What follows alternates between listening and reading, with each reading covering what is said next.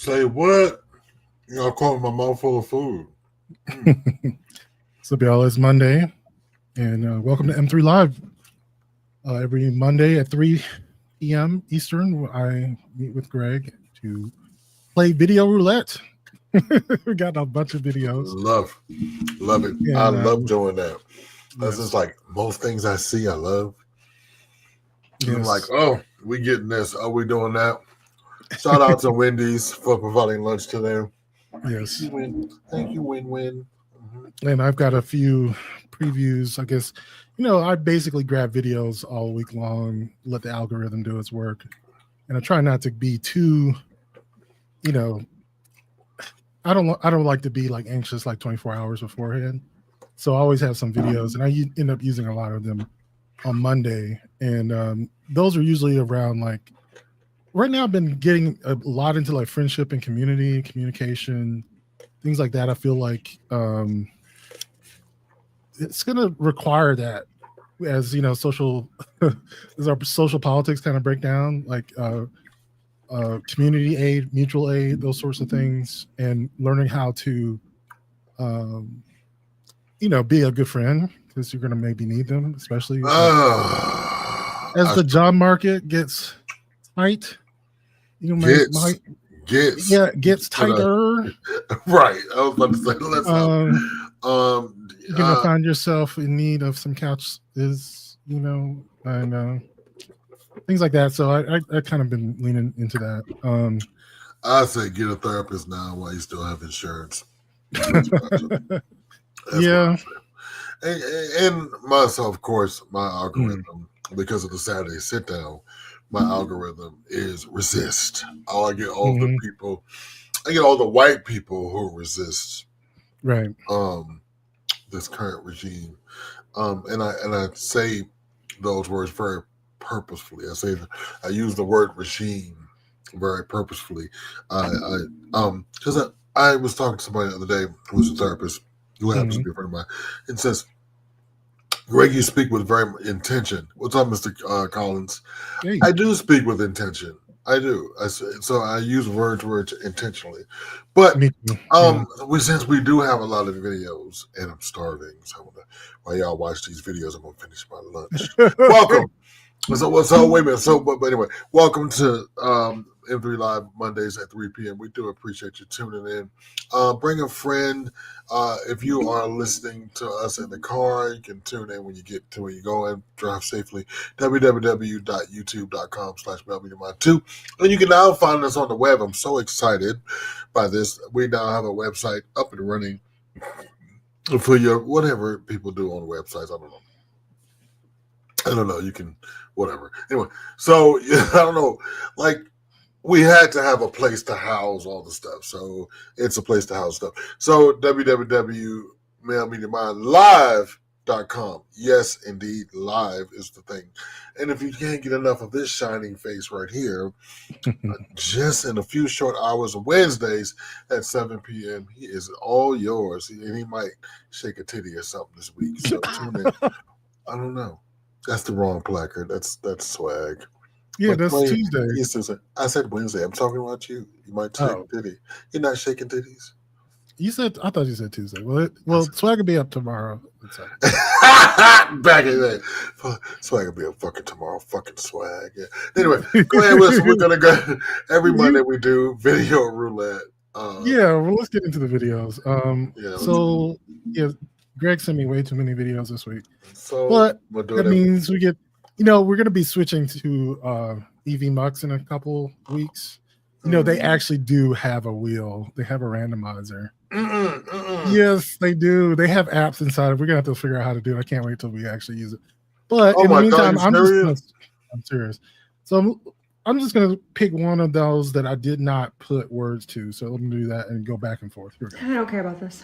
He's been saying this for like a year. He emerges from whatever crypt he's in every 6 weeks to talk about it. Probably when he's run out of money from selling Trump 2028 hats. We have a plan. Sure. Release the Kraken or whatever. I think Steve Bannon can be universally ignored at all times. Maybe they have some genius plan, or the plan they think is genius, It's no more possible now than it is when he started saying this in January. And we should stop acting like it is. Although he is right. He will be president in 2028 because the term isn't over until January 19th of 2029. Part of me just feels like he's trolling us. They might try in a couple years when he's even more demented and old and sick and frail to force all of the states to put his name on the ballot against the law.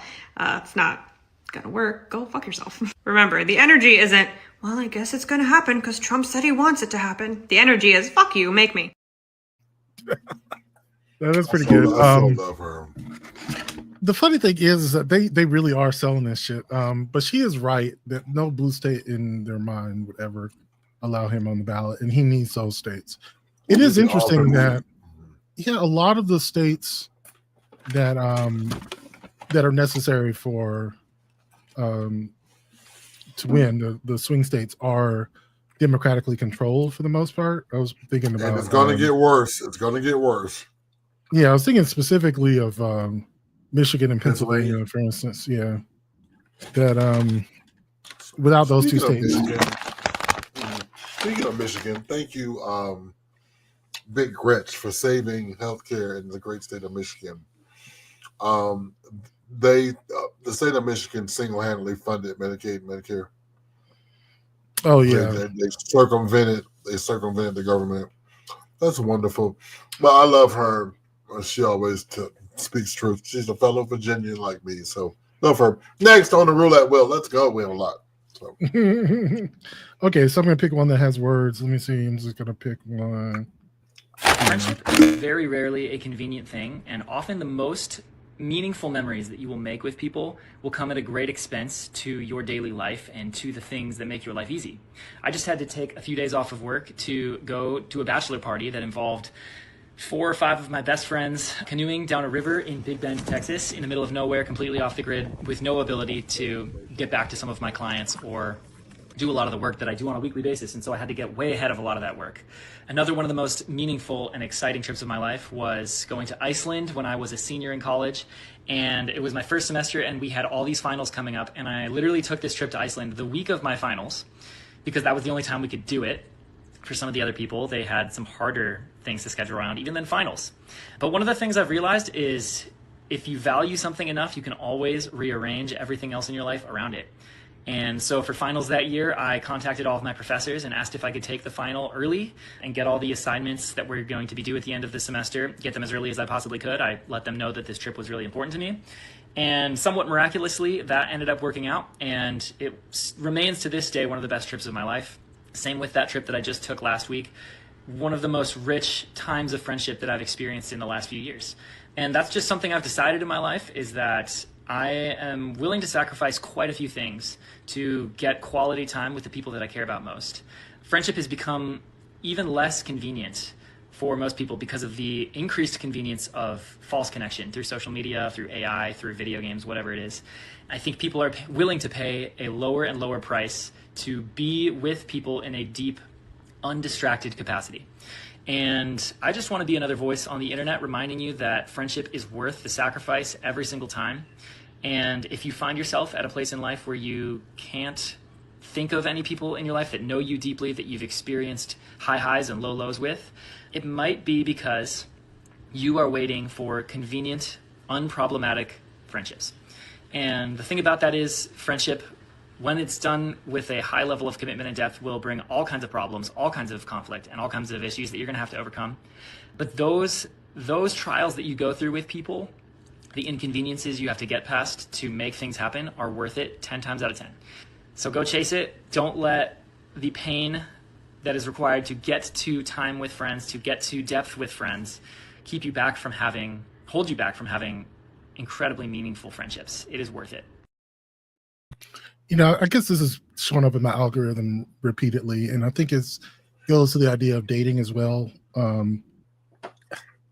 I do think the apps have broken gay people's brains because of the convenience that it allows you to hook up with people.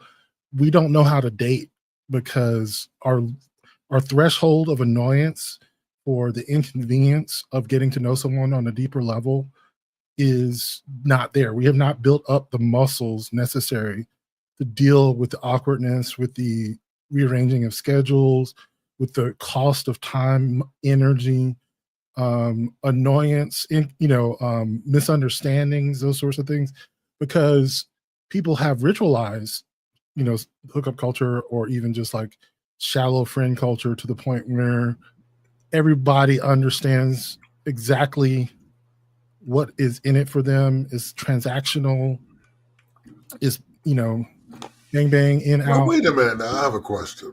Yeah. So my question is, you and John are quick with the block button. So not me. So when I was out there, I don't know if John's quick with the block button. I think he actually entertains them a little more than I do. No, he doesn't.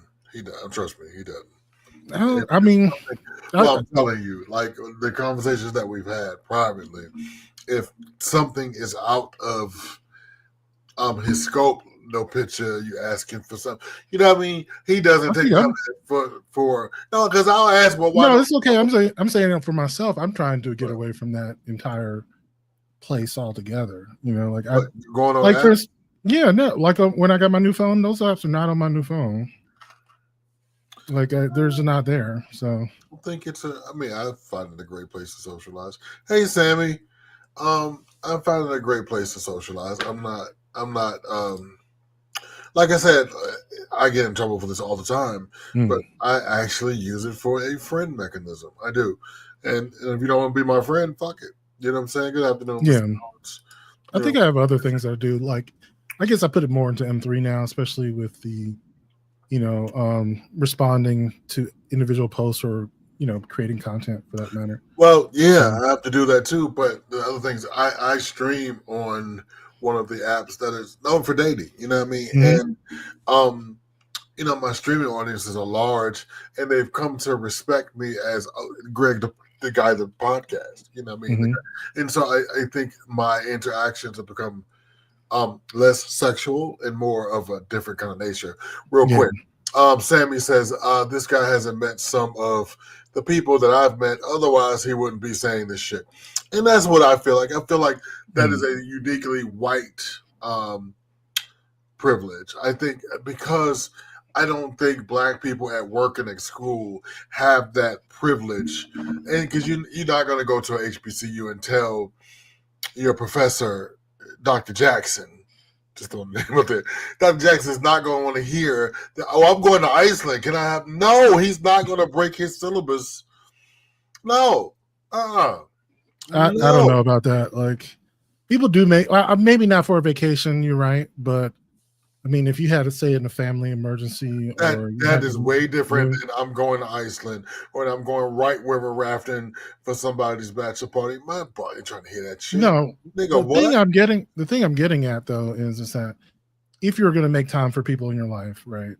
You're right. That is a white thing to say. White water rafting is not going to be taken seriously by a black professor. You're right. But if it were something that were, say, going home for someone's wedding, or that's way different. If I'm in somebody, it is. I've had that happen. I get that. I'm just saying, like, different things for different folks. Either way, the underlying thing is that real people are inconvenient. If you're going to show up for people, you're going to have to make sacrifices. I understand, but that's all it's about. No, wait a minute. I'm just talking about his video. I'm not. Okay, well, let me make my point. Okay, go ahead. And my point is that's some bullshit. Because, and I'm going to tell you, like, it is important. Like, I have friends that we make it a point to go out weekly in person instead of texting.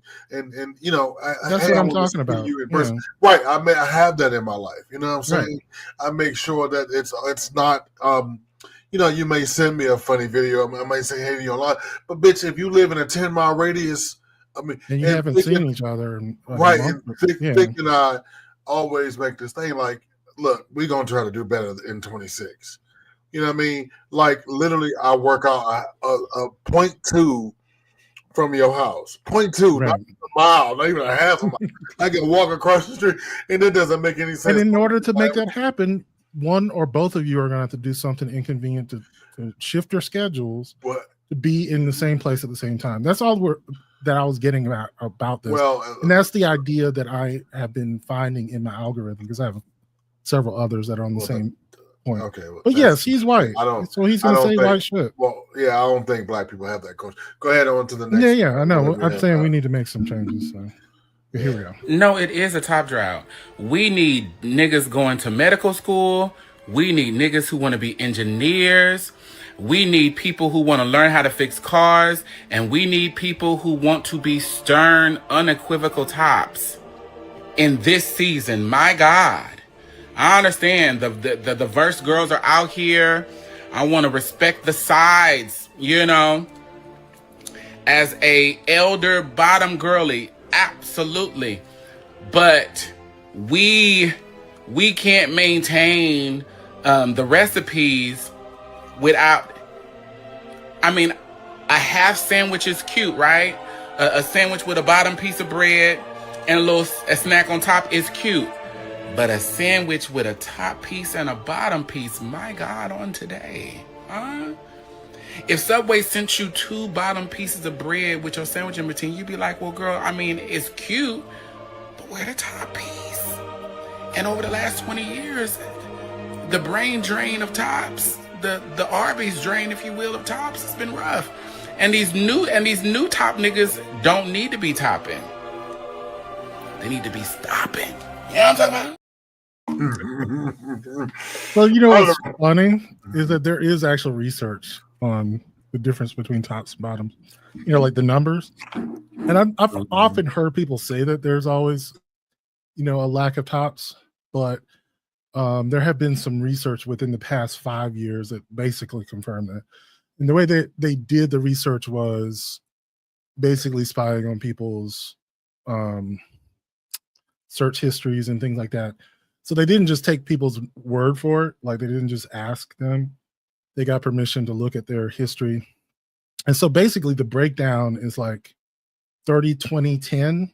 So about 30% of gay men identify as bottoms, 20% as verse, and 10% as tops.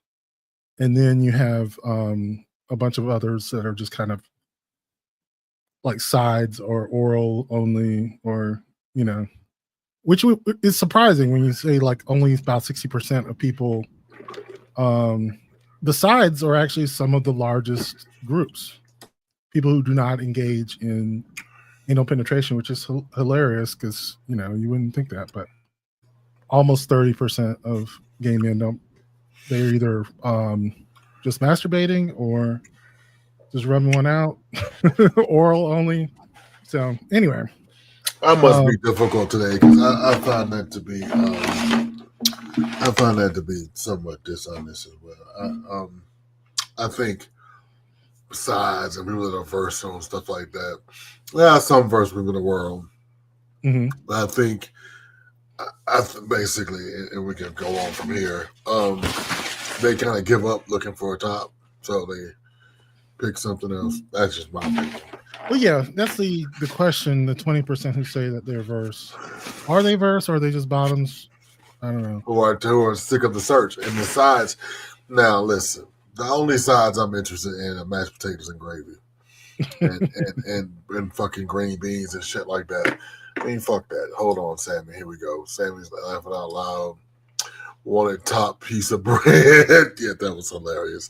And you know, and the music kind of took me out the game. Again, I know I live in the wrong region. Ain't no one ever checking for me. I'm about to mark myself as expired and take myself off the shelf. Oh, please. Oh no, not you, Sammy. Stay in the game. I always tell people, stay encouraged. There's for every pot there is a lid. There's a lid for every pot. Next video, please. Thank you. All right, let's see. We're gonna get one with words. Let's see. Click. I don't even know which one this is. I pride myself on making videos that are simple, man. When I was getting my master's in economics, I remember thinking, I don't want somebody to have to get a master's to understand me. The question that I'm going to ask you at the end of this video is going to be very simple, but it is going to be very, very uncomfortable. So Gretchen Whitmer, the Democratic governor in Michigan, just passed a bill that fully funds Medicaid in her state. So the people in Michigan almost lost their healthcare coverage to Donald Trump's Medicaid cuts in his big, beautiful bill. They got this close. But Gretchen Whitmer stepped up and said, not on my watch, not in my state, I'll protect it. But if you remember, Donald Trump won Michigan in 2024. He carried the state. The people of Michigan voted in the guy who just tried to take a sledgehammer to their healthcare coverage and got saved from the consequences of their vote by their Democratic governor, by Democratic politics. So here's your uncomfortable question. How many times and how much longer are we going to keep saving people from the consequences of their vote? How much longer do we expect people to be able to wreak havoc in presidential elections and then hide behind the refuge of Democratic politics? The Republican president, George Bush, gets elected and gets handed an economy from Bill Clinton that's booming. The GDP is at 4%, just created 22 million jobs. The unemployment rate is at a 33-year low. America says, yeah, thanks, Democrats, we got it from here. Hands it to George Bush. He leaves in a recession. Obama gets handed an economy that's losing 700,000 jobs a month, fixes it up, makes 16 million jobs, cuts the unemployment rate from 8% to 4.8%. America says, yeah, thanks for pulling us out of recession, Obama. Thanks for pulling out of recession, Democrats. We've got it from here. Hands it back to the Republicans. Hands Donald Trump an economy that is on the largest economic expansion in the history of America, 128 consecutive months. Trump leaves it in a recession again. Actually, 10 of the last 11 recessions have all been under Republican presidents. How long do we expect Democratic politics to clean up your mess? Democratic politics killed cigarette usage indoors. Republicans fought tooth and nail against it. Democratic politics created Social Security, Medicare, Medicaid. Democratic politics created the 40-hour work week, the minimum wage, the VA, the Civil Rights Act, the Voting Rights Act. Republican politics were on the opposing end of every single one of those things. Aren't we so lucky that they happened to lose? But how much longer does America continue to expect to get saved from the Republican politics it keeps voting for and by the Democratic politics that it keeps voting away? Yeah. No comment there. That says it all. I mean, that's the question I have. I mean, that is the crux of everything I do every Saturday, and that's the shit I'm tired of. Next video, please. Yeah, I have some comments on it because go ahead. I'm sorry. Like we talked about it before that some politics are constructive and some are destructive, and I think the funny thing is that people. I don't know much about the bill that Gretchen Whitmer signed. I guarantee you that it was expensive, right? Like it costs money to pay for healthcare.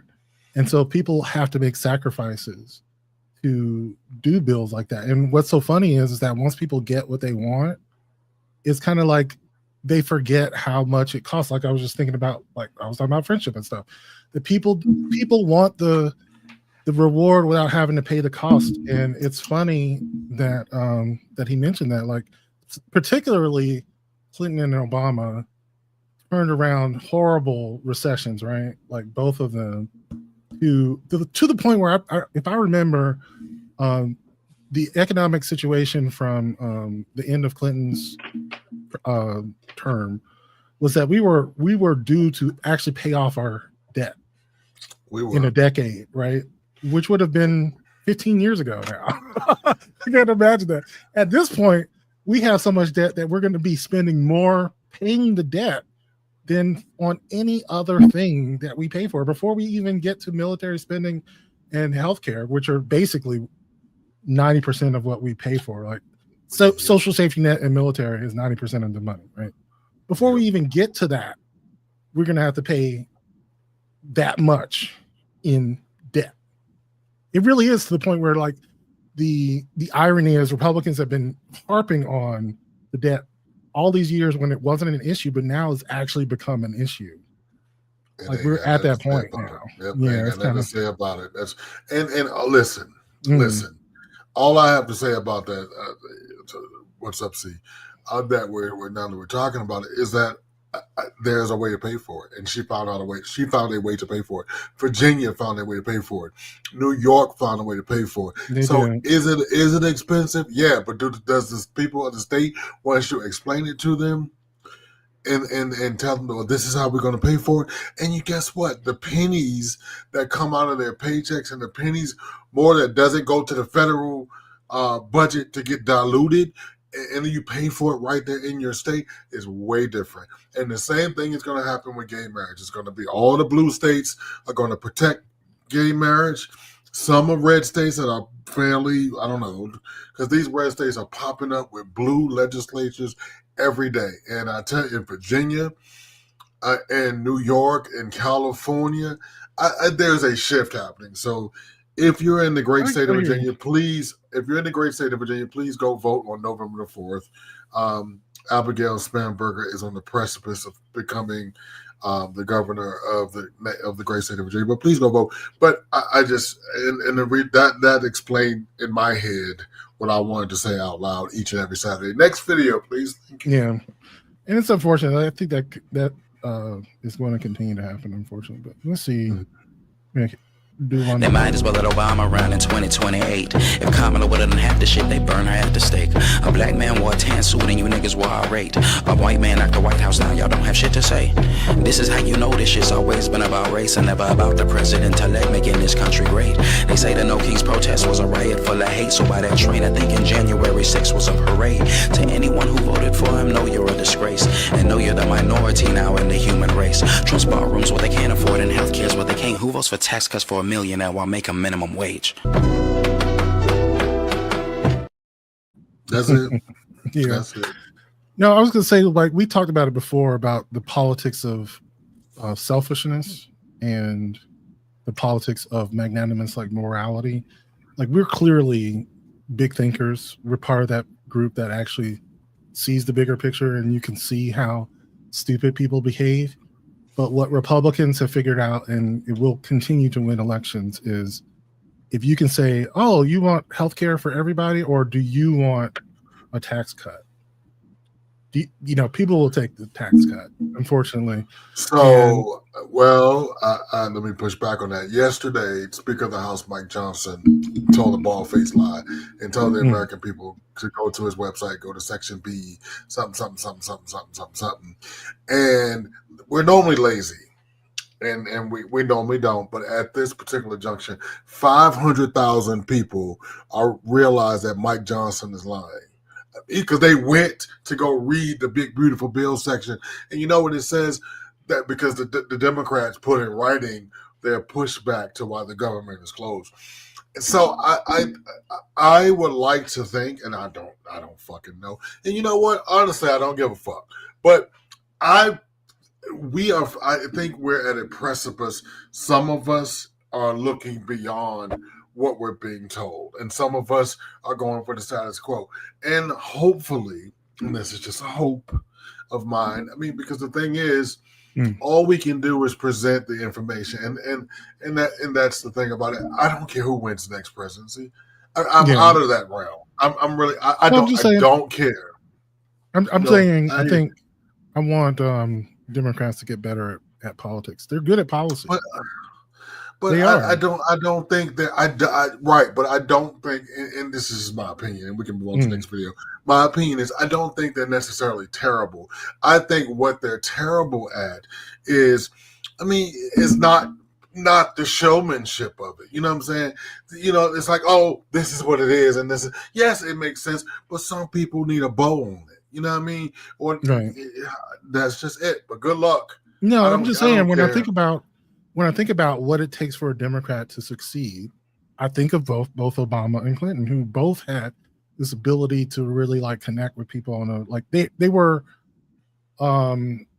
charismatic, or they were these communicators that were able to get beyond the drag that Democratic politics has. I think they're, for whatever reason, and I don't agree with those reasons, the Democratic brand is still painfully unpopular. And that's something they got to work on. But anyway, I got something else. Let's see. Let's do some words. I just moved to New York from Texas. 2 days ago, I made a video talking about how people think Southerners have a passive-aggressive and like judgmental way of speaking. My stance was that it's not true. I take it back. I admit when I'm wrong. Y'all win. The longer I live in New York, and the more that I talk to New Yorkers about this, the more I realize that they're right. We are not beating the nice, nasty allegations in the South. Something is really wrong with Southern people. I won't go as far to say that we're fake, but are we passive-aggressive? For sure. Judgmental? Unfortunately. It's hard to beat those allegations. For example, in the South, we say things like, hey, if you like it, I love it. What? You hate it? Whatever it is, you hate it. Why are you saying that? In the South, when we're tired of talking and we want to get off the phone with somebody, we'll say something like, all right, let me go ahead and get about your way. Just say you want to get off the phone. Who said I was done with the conversation? Just say you ready to go. Say you ready to dip. And this is the worst one. In the South, we'll say something like, bless your heart. We all know what bless your heart means. And that ain't something you want to hear from nobody. How did we turn a blessing into an insult. Bless your heart. Damn, why? We have so many polite and creative ways to say horrible things or just indirect things. Why can't we just be direct? Why can't we just say what it is? Why are we like that? I'm gonna always give it up to New York and folks up north because they gonna give it to you straight every time. I'm the same way. So honestly, I take that over passive aggressiveness any day of the week. God, why are we like that? Okay, I'm back. Someone in my comments said Southerners aren't as direct as people up north because everyone has a firearm in the South. They are absolutely correct. That's it. We cracked the code. You can't just talk to anybody any kind of way. You can't just speak your mind. You don't know what people traveling with. You don't know what they got with them. Folks up north, direct, straightforward. Folks down south, indirect, maybe a little passive aggressive. Don't say their true feelings. It's because of that tool. Yeah. I disagree. Because we all in the South, we know what that means. We know. Let me get up out your way. You know what he or she is saying to you, or bless you. Because I ran a video on it Saturday. Remember the white lady? The white lady was like, she grew up with Nazis, and she was like, bless your. Oh, the best you'll get is a bless your heart. We know as Southerners, we know what that means. But my mother says, girl, you looking good today. No, she ain't. And she knows. And she knew what the fuck Alice meant. Well, let me put it this way. I identify with this because I did not grow up in the South. And when I did, move here, it was a cultural revelation that I was considered rude. And because let's put it this way. Like I said, it is a different culture. My mom and I still kind of butt heads on it. Where the culture or the nuance? Or the communication, the nuance, right? So, like being too direct to a person who's indirect will seem aggressive. Maybe, like ready fighting words, right? And so in the South, you do say it differently. And if you're not from that culture, you're like, what are you talking about? And we talked about it with on Swag Show about it's cold in here. Are you telling me to turn the air off? Are you telling me to turn the air off? So it would be nice. I hear kiwis are on sale, like yeah, we talked about Are you telling me I should go buy kiwis? Are you telling me? So let me. I'm gonna just be clear. As someone who grew up in the South, then moved to the North, people in the North are just as passive aggressive. Or whatever, yo. It's just. I think it is unfair to put the passive aggressive. It's true, but I think it's a sweet tea. Long story short, that's it. So let me just be clear. About my stance on that. You have really caught me on a day that the news has got me, and I haven't read any news. But I'm so let me not blame it on that. But I am definitely in a mode of. Last Saturday, I had an argument online. With a black Trump supporter. Oh no. Right. And clearly he was wrong about whatever. So a white person said to him that was a Trump supporter, you will never belong to us. And you know what he did? He jumped in my inbox for solidarity. And I said, I don't care if your mama blow the fuck up. You don't get the fuck. And so I just realized how much I don't care. Now, I love my job here. I do. Yeah. And I do want to present information, but if America is so asinine and so fucktarded that you want a dictator, that you want a fascist, and that you don't want the best person, like Democrats are up in arms because there was a story ran this weekend that former Vice President Harris has left the door open that she may run again for president. Why not? Right. Why not? It's a free fucking country. If she gets the nomination, at this point, anybody's going to win after this term. I believe that. That's how we get it. That's how we got Obama. And I'm just telling you, after he fucks it up again, and because the fuck around and find out. So I went over this Saturday, 1 p.m. Eastern Standard Time, the Saturday sit down, tune in. Malcolm is there, Swag is there, It's a confunctory of a good time. So I said last Saturday that if we always Democrats are in cleanup mode and we know how to do it, and we just don't know how to sell it. I think that we were both on that same page in the earlier discussion, and we just absolutely do not know how to sell it, and I don't even know how to begin to help y'all. But what I can tell you to do is, Michael, I don't know. Like I have no more faith. Now I talked to Dr. Solomon. He was on our show last year. That I have no more faith in us doing the right thing. I don't like I want to encourage everybody to vote. I hope Virginia does the right thing. I hope a couple of other states that have important races coming up, and I hope the next election we all do the right thing. I just changed my voter registration back to New York, and I just got I switched my ID back to New York because I am not leaving the great state of New York for no damn reason. Because if shit go down, I'm going to fuck home. To where I can go get health care, I can go get food stamps, I can go get food, they'll pay my whatever I needed. I am safe there, I am coddled. I may be bothered by some Puerto Ricans, but that's okay. That's okay. And I don't understand why can't other. And I pulled this thing for Saturday, then I was like, fuck it. So there's a list. It's like an old white man talking about a list of 10 of the worst states to live in the United States. 9 of those states are Republican states. And on the other, the 10 best, 8 of those states are blue states. Right. And it's you're saying it, right? It's a bunch of metrics they use. And I don't remember the video, but I do know the metrics. Yeah. And it's just really interesting.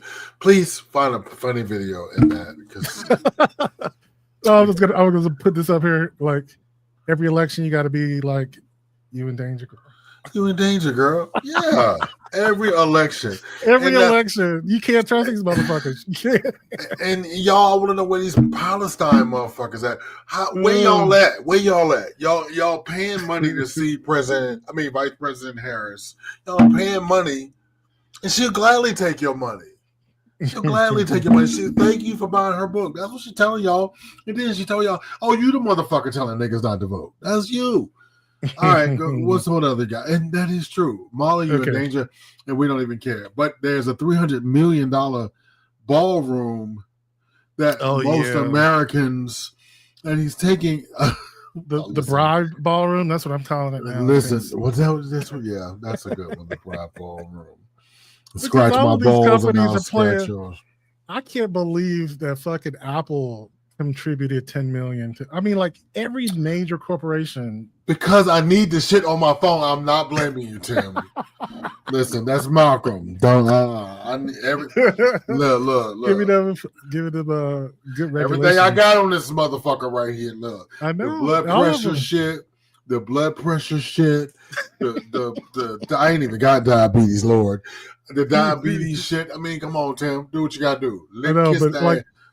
That's how he got it, though. I mean, he's just like, and he's in Asia right now, and every fucking Asian country is kissing his ass, like puckering up. Oh my god. Anyway, and that's. I mean, listen. I hate to say, listen. So I used to say 36 months this will be over, but 12 months this will be over because they are just accelerating this shit to no end. And once we're out of danger from him, this will be funny. I promise. Well, so I have good news for him. I threw my hands up because this next 12 months is gonna be shit. But when he doesn't have a Congress, and because let me tell you, they're definitely losing the House. They are definitely right. They're definitely losing the House, and I think this it's depending. At least two Senate seats. Their margin is going to narrow in the Senate. Well, for sure. Well, let me tell you why I said that. Yeah. So I'm looking at and get your we're taking side bets on here at M3. So get your money out. I'm 51-49 for the Senate, but they're currently 53-47. I think they're going to lose 2 seats. I think they're going to lose 4. Okay. Because here's the that's what they would need exactly. Yeah, this is why I think they're going to control both houses because well, let me just tell you what's happening out there. If the Democrats do what they need to do in these state races, it's over. And I would say it this way: I hope so, but then in order for the Democrats to win the Senate, it's going to be bad. You know what I'm saying? But it's going. Here's the thing. So the news is not talking about how bad it is. Yeah, no. I work in healthcare. It's going to get bad. No. It's already bad. I know it's already bad. I'm saying it's going to get so bad that you won't be able to ignore it. When you have to call people on a daily basis and tell them, hey, we can't see you. Right. Why? Because your insurance company or your entity is not paying your bills. Yeah, and I forgot about that. The insurance changes are coming next week. That's when people's insurance premiums go up. No, well, if they don't open the government to fund it, the bill does not go into effect. That's why they're not. That's why. Well, no, I mean the subsidies are not going to go beyond next week. Well, the government is closed. It's all going to go to shit. Right. So that's why food stamps, everything is going to go to shit. In about 2 weeks. And I just saw the story on. I'm staying home for Thanksgiving, but air traffic controllers are starting to not go to work. The TSAs are doing a brownout. Amtrak is, which they operate on a shoestring budget anyway. Right. They're saying fuck it, but run another video. Let's go. Yeah, let's do something funny. Let's see what I got. Please. My name is Melissa Myers, and I am married to Mike Myers. My name is Vanessa Voorhees, and I'm married to Jason Voorhees. My name is Nancy Kruger, and I'm married to Freddie Kruger. I met Mike a couple of years ago at a costume party. I was dressed up as Pam Grier. I was killing him. And I went outside to meet my friends, and he was killing them. What I love about Jason is his voice. I love you too, babe. I met Fred in a nightmare. He was the man in my dreams. I sleep a lot, but anything to spend that time with my baby. We had our first dance at our wedding to his favorite song. Man, I think it's so cute, this little thing he does where he's always trying to kill me. Okay. Man. Oh, Fred and I just made love. Only thing I don't like about Jason is that he's so impatient. You get one day out of the whole year to kill. It's Thursday the 12th. You couldn't wait one day, Jason? Wait, what? The man in my dreams. Got the man in my dreams. The man in my dreams. I love his theme song. You know what? That is the most bop of a horror movie thing. It is the Halloween thing. Is for sure. I used to have it as my ringtone year round. I do. I love it. It is great. Put it on your playlist and put your playlist on random. What we got next? Go ahead. Okay, I don't know if I played this one yet. Let me see. I pride myself on making videos that are simple, man. When I was getting my master's in economics, I did. Okay. So I had this white 8-year-old student who identified as step black because the stepfather was black. This is the day that I realized that Bradley was not playing about his identity, right? There's this boy, him and this boy was having a discussion, little boy named Ryan, right? Ryan gonna tell Bradley, well, why do you talk like that? And Bradley's like, why do I talk like what? Ryan said, why do you sound like you black? And Bradley's like, because I am black. And the boy's like, no, you're not. Bradley said, yes, I am. The little boy said, well, you don't look black. This boy Bradley gonna talk about, well, your mama don't look like a hoe, but she is. Now fight me. Absolutely. How did we get here? No, thank you, Bradley. That escalated. Miss Martinez! Hey, Bradley, come here, please. So when Bradley's mom and stepdad came to pick him up, I was like, hey, Bradley got into a heated argument with this kid. Bradley did call that boy's mom a hoe. His stepdad gonna look and talk about, you talking about this little boy's mom? Isn't his mom named Catherine? Oh, she for sure a hoe. Right. Miss Martinez! He does a whole series about this little boy being step black. Step black. He said that little boy is like, so your mama don't look like a hoe, but she is. Okay, now fight me. Now fight me, right? God damn. He tells the teacher, he says, black men got to stick together.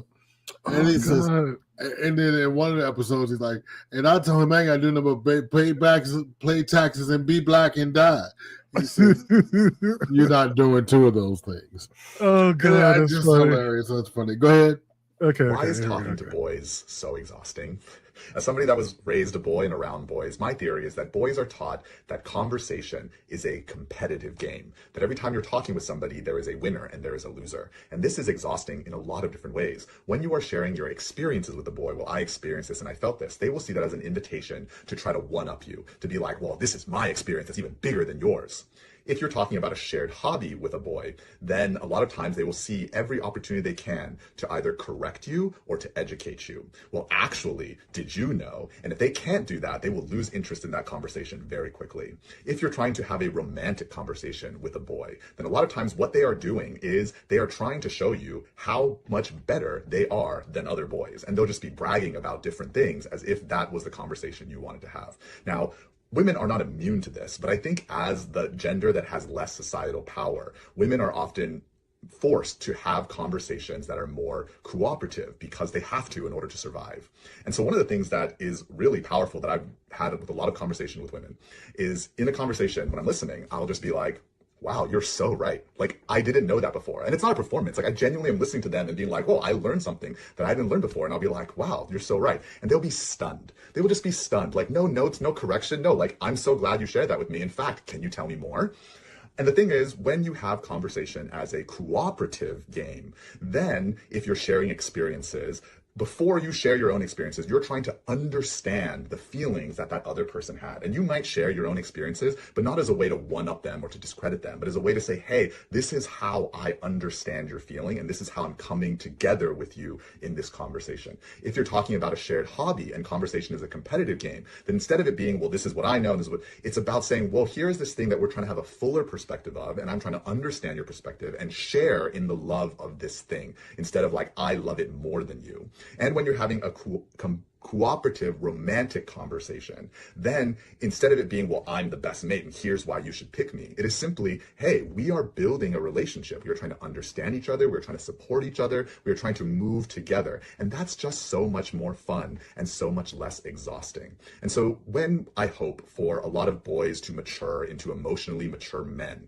a big part of that, I think, is teaching them conversation. Even right now with my kids, as I see the way that they learn conversation via YouTube, and the outrage accent, you know, the like, oh, what, oh my God, right? Like that very performative conversation. And it's not just the current younger generation. When I was a kid, it was like that. Just look at Grease, right? Like Grease, like, or that whole Jaws rule, don't touch my hair. Every generation has this. Every generation is learning conversation with the tools that they're given. But one of the fundamental things I think that I hope to change in whatever ways I can, and I hope that you will too, is that we make conversation more cooperative. We make conversation about saying, hey, we are on the same team and we are learning to ally with one another as opposed to a competitive game. And for men especially to be less didactic and be in more dialogue, which I know is ironic because here I am, a man, didactic to you. So, you know, respond in the comments, disagree with me. If you think there's disagreement, tell me more things so that I'm not just another man preaching into the void. That's a man. That's a man. Stop. Well, one of the things I think that comes up in my my feed, like I said, is about communication. And like when people talk about meeting people or how bad communication is with certain people, I had this happen to me recently. So like I friended somebody on Facebook because I thought they were cute. And, you know, I really don't ever say much when I friend people. Sometimes I'll friend them and then at some point I might like a picture or something. And if they say I hate that. I hate that so bad. Why the fuck did you send me a friend request if you don't be my friend? I don't know. I just hit him up. And so the person sent me a question mark. That was the first response. He's a question mark. I completely get it, person. Yeah, I'll be like, that. It's like, okay, hi, how's it going? And then the next thing I know, he calls me. I was like, I don't know about that. I was like, okay, I don't know. I don't know about that. Yeah, I don't know. So I think there are some things where, you know, getting to know people is something you have to learn, right? It's not something that just comes automatically. Conversations, when they flow, you don't have to think about. But I think in general, I value the idea of communication skills in general. So, that's going to be something I talk about. All right, I'm going to pick another one. David, why don't you tell everyone about your pre-med classes? Well, I actually changed my major to creative writing. You did what? I changed my major to creative writing. Creative who? Creative writing. God forbid. What is creative writing? Something I'm really passionate about. I actually won the Promising Young Writer Award. Well, that's fantastic. Nice, buddy. Oh, he is very nice, buddy. An award? Can you pay the bills with an award? Will you buy a house with an award? Promising young writer. Who promised you what? When Nick said he won an award, you guys said he was going to be famous. We were lying! Look at this ridiculous sculpture. This ugly thing. Mark my words. In 2 years, Mr. Picasso here is going to be a bag boy at Trader Joe's. Hey, we're right here. You can be a doctor for 40 or 50 years and then do your writing once you retire. Sorry, I'm just not passionate about being a doctor. Okay. If you really don't want to be a doctor, you have to. How about a toast? Here's to Nick and David. Two promising young artists. Oh no, we are bleeding. Oh, is there a poet in the house? Someone call a poet. I didn't see the original, but I thought of you immediately when I thought about that. So you don't want to be a writer? You don't want to be a doctor? Okay, now you have to be. You have to be, right? And I thought about, luckily your mother was a creative, so when your brother came home and says, "I want to be a writer," and they're like, "Yeah." At the same time, my mom was like, she refused to let me be a teacher, though. She was just like, if you ever decide you're going to be a teacher, you're dead to me. What? Not seriously, but she was just like, yeah, I get it, but she was just saying like it's poverty wages. It really is. But anyway, well, they do better now. No, not really. Maybe she's right. You do get the summers off. I guess that's a plus. So you can look for more work. Nice. It's a job where you have to have another job, right? And then the other thing is, gosh, it wouldn't be so bad if people were interested in raising their children, but they're not. They send them to school. Not only that, they try to squeeze extra work out of you. They want you to take your work home. That is the point that I don't understand. Like parents out there, raise your fucking children at home. They go to school to learn, because the teachers, because I have a lot of them friends and things, they go to school and they spend so much time on things that you should have taught them. It's like that. Next video, please. Yeah, we are barreling towards woefully underfunded. Yeah. Not y'all talk about the Mexicans being DL. I thought y'all knew the Mexicans was DL, honey. How you think the girls be getting their coins in the summertime, honey? It be harvest season, honey. The essays be spending their cornfield money for their tranny surprise. I thought y'all knew that they was. But you thought they was different? Because they came from south of the border? Child, they be just as fruity as a pair of coconuts and a papaya down there, huh? A lot of the girls be dating Mexicans, honey. They be telling you that they man is Latino and you be assuming Rican or Cuban or Dominican, honey. No, it be Jorge with his little reddish brown ass. What made y'all think Mexicans was straight? These be the same men in mariachi bands dressed like Celia Cruz. I'm so disappointed in y'all for not already knowing the t-shirt. Everybody DL. Your baby daddy got a baby daddy. I just want y'all to know that. Okay, that was good. Oh, God. Your baby daddy got a baby daddy. Baby daddy got a baby daddy. I was like, wow, that's crazy. Okay. Hold on one second. Let me pull these. Oh, that's good. Okay. Hold on one second. When usually, okay. I'm sorry. I'm trying to catch up to the right Sammy quote. It's not just saving people; it's saving white people that hate us. Are they willing to shoot themselves in the pinky toe? And it's like, yep. It's preach, brother. That's They're rough, expecting us to save them. They're expecting us to save them. That is my problem. That is my angst on today, Sammy. Thank you for capturing. And the problem, of course, is what's the alternative? Hopefully, well, anyway. Yeah, no, that's all I'm saying. It's no, it sucks. Right? It's no. Donald Southern usually throw it up God, but be doing the devil's bidding always. Yeah, you can't say it's cold in here and have the next to nothing on because bitch, go put some clothes on. Northern speak, right? Right. I got a text this morning. My food stamps will be delayed. I already get my stamps on the 9th of the month. Damn. Well, at least they didn't tell you that they're not coming. So that's the next message. Yeah. That's the next. Yeah. Yeah. My man. Hopefully they'll get it shit worked out though. I hope so. Well, no, I don't know. It's not on the horizon, but you can hope. Well, when do you get hope? Hope is when did you, something. Who are you? Somebody just kidnapped I'm quoting you.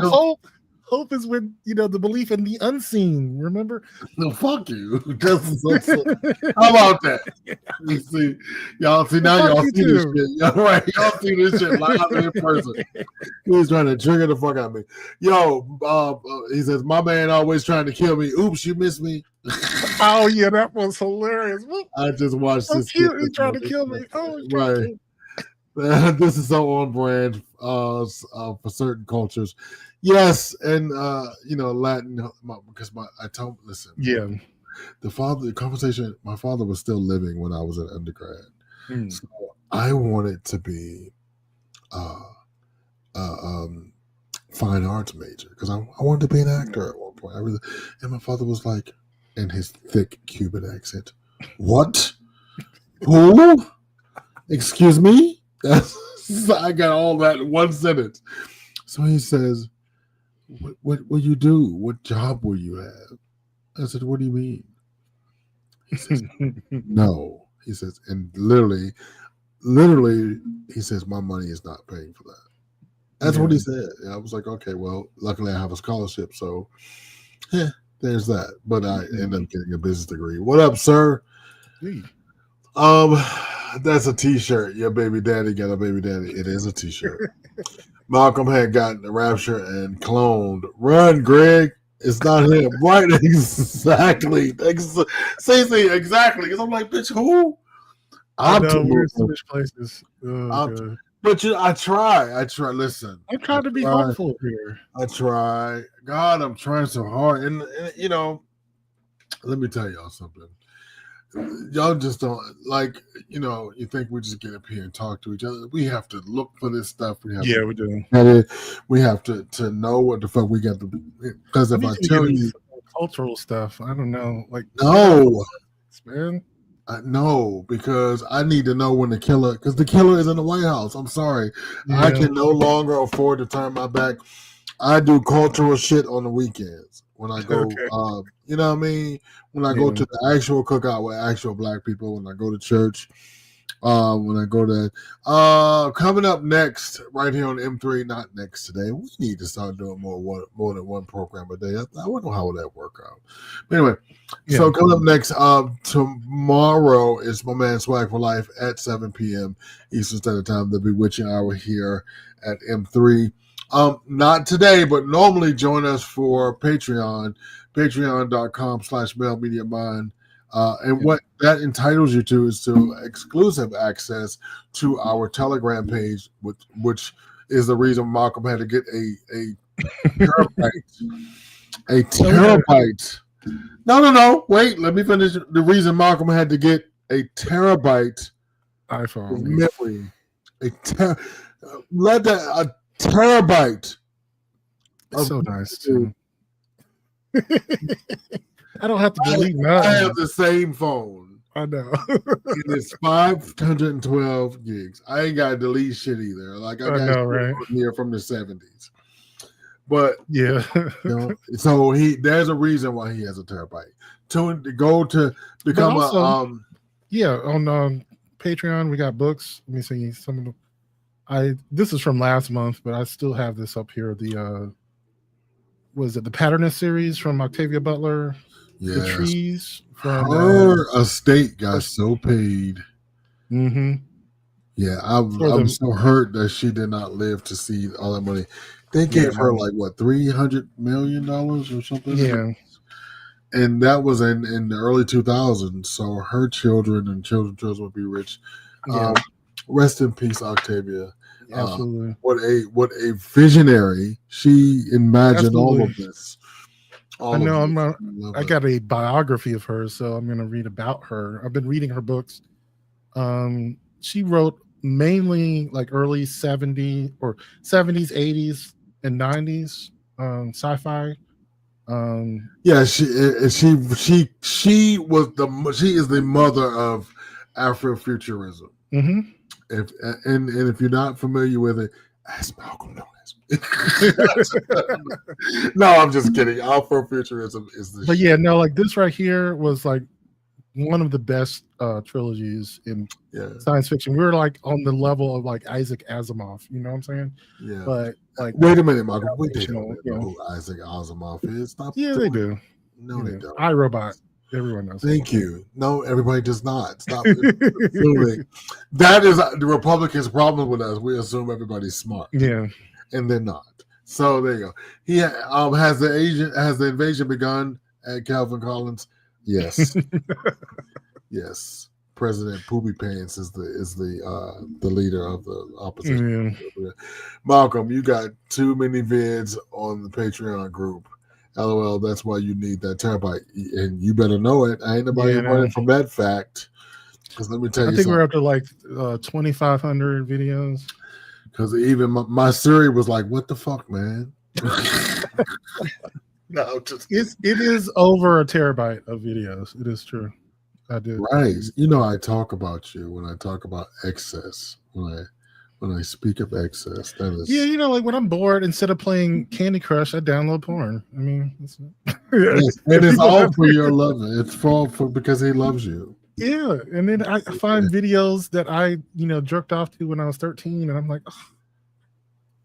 Wow. On that note, Sammy says, I keep saying y'all need a game night. Say Friday night. I can be your ratchet host, the host with the most mess. You know what? We're working on it. I am always looking for Friday night. I've been looking for Friday night content. Yeah, we're going to make that game night happen, or even a movie night, maybe something like that too. And just watch a movie through M3. Mm-hmm.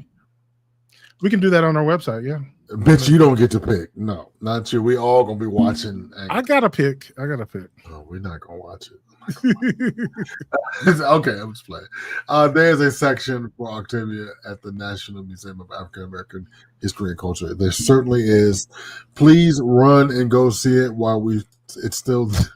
Yeah, that's a good point. Ox says Siri would cuss me out if he went to that Patreon group. He'd say, "I'm too freaked out, and that is I need a blood, covered the blood of Christ." Yeah, the power of Christ compels you. The power of Christ compels you. The power.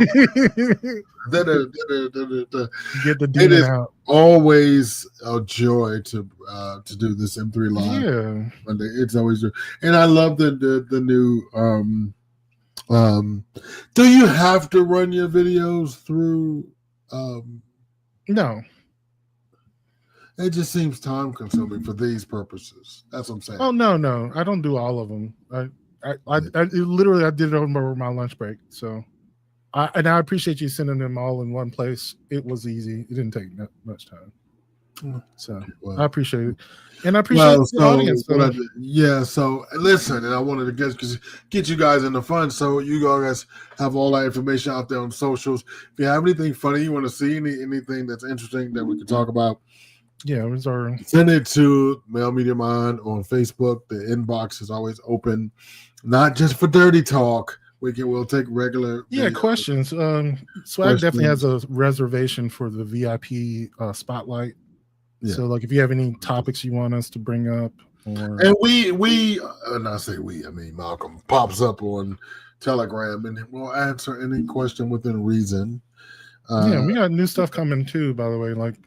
Like I said, we're actually going to switch our broadcast platform, and we got a website, and we're working on new features that we can do on the website as well. So. And you will hopefully soon be able to watch us through the website. So just got to figure out how to do it.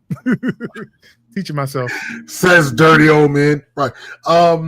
And moreover, we're always trying to update programming, bring you new programming, and do all kinds of things.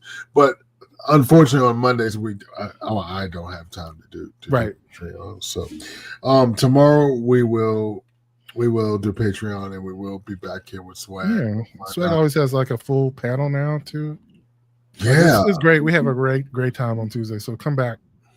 Have a good time. I don't know. I'm a little jealous now because I know nobody wants to be on my panel. Yeah, nobody wants to be on my panel.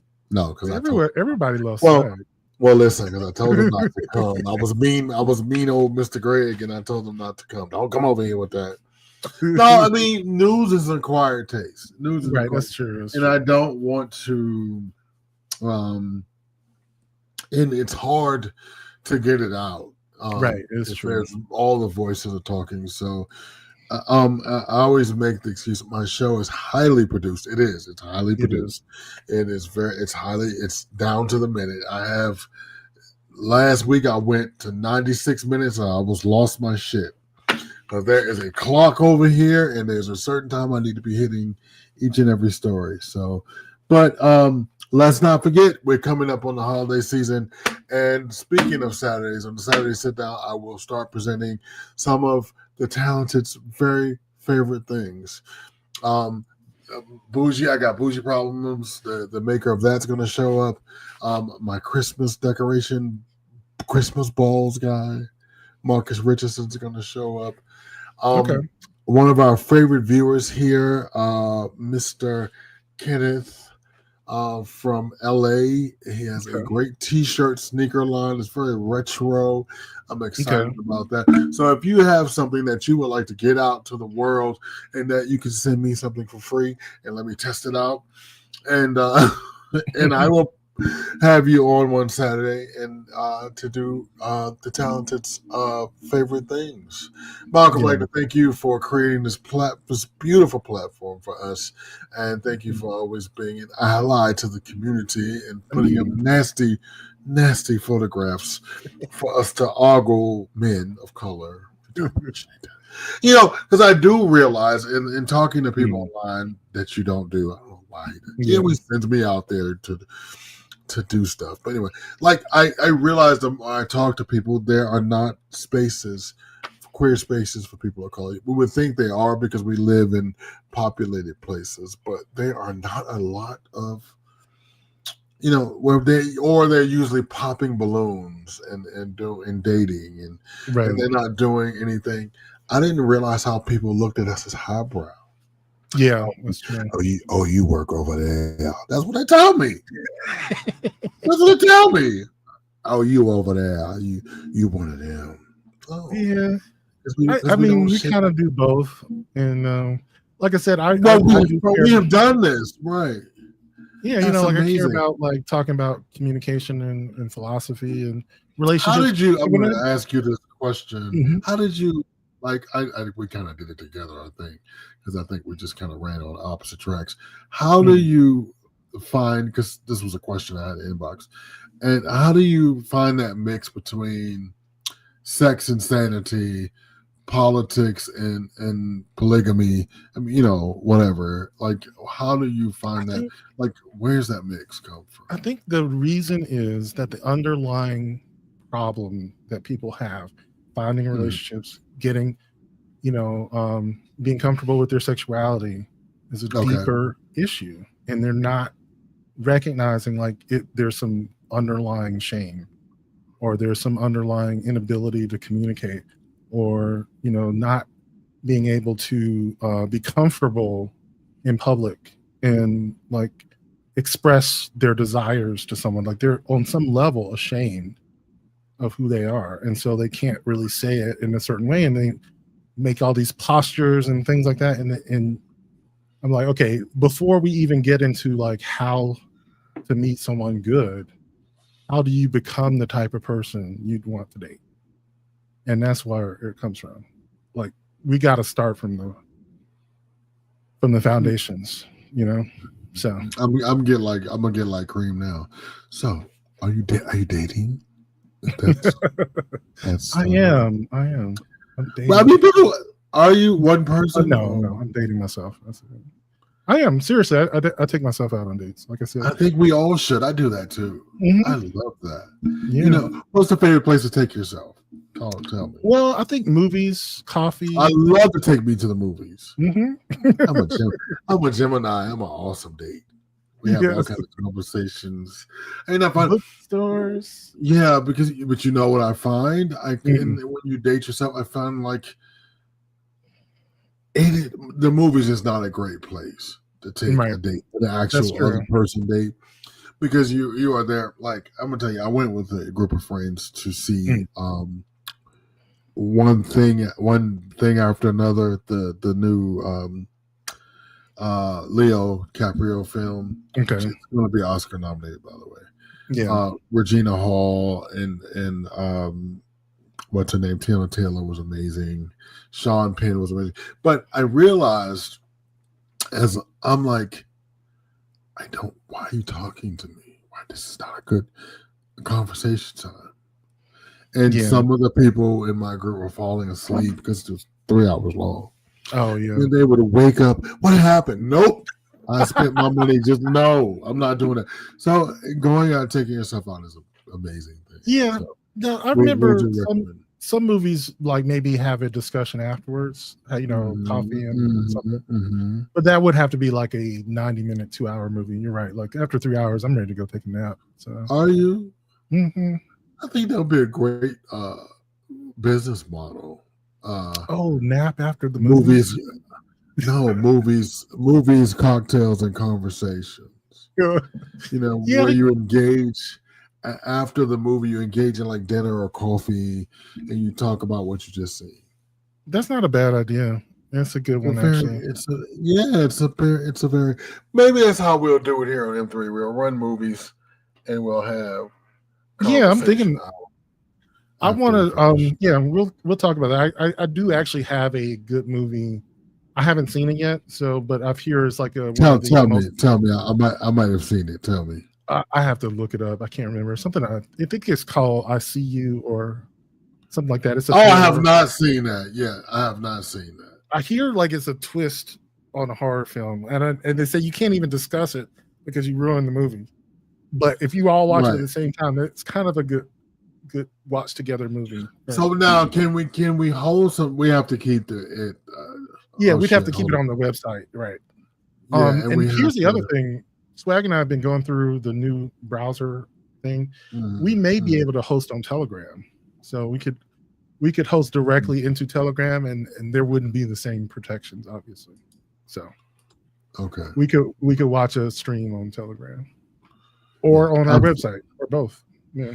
Right, because we got money. Speaking of money, listen, we don't have money. Listen, no. Speaking of, right, sign up for Patreon. Right, but we are finally using our Patreon money. Like I said, we used our first thing for Patreon was to buy the website design. Wasn't that great? I felt like a grown up. Yeah, I felt like a grown up. And so this will go right back to our patrons, and I made that commitment to our patrons that I would not spend the money on anything except things for our patrons. we did say that. It's for you. It's for yeah. So you know. So we're gonna have a website.